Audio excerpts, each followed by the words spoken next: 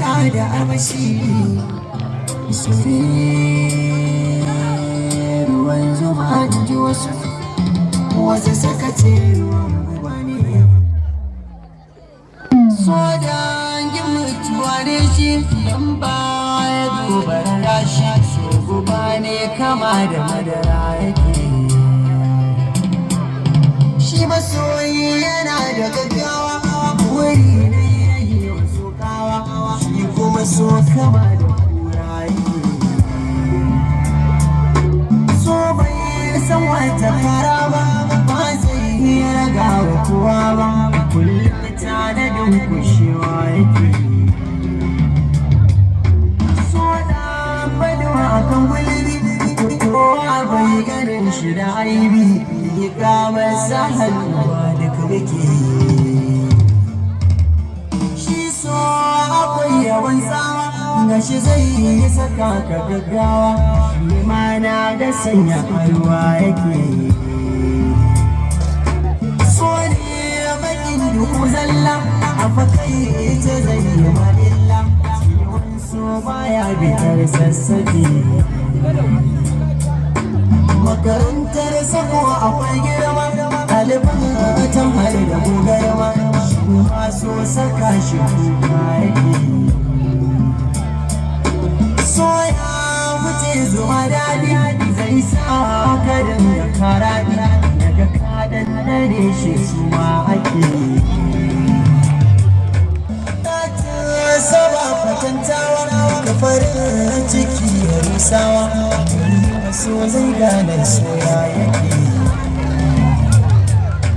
Baka yi ba ka gane soya yake.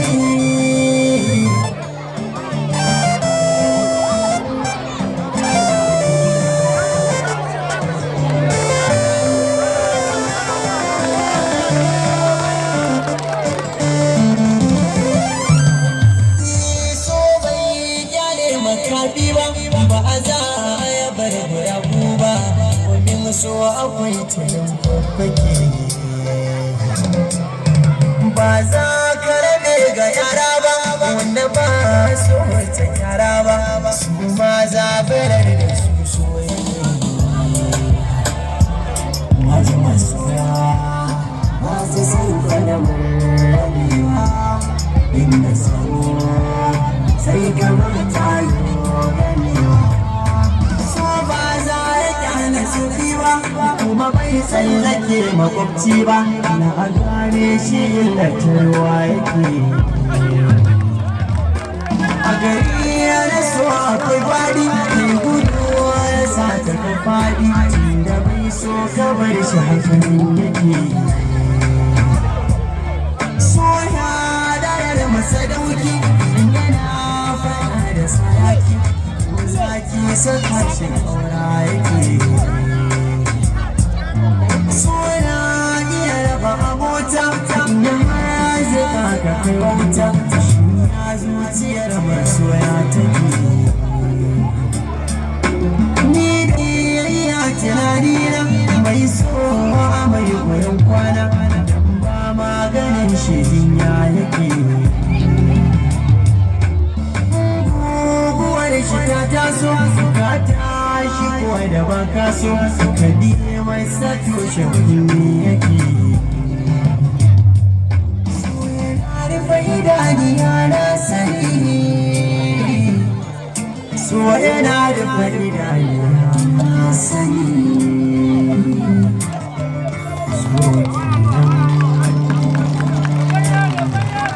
So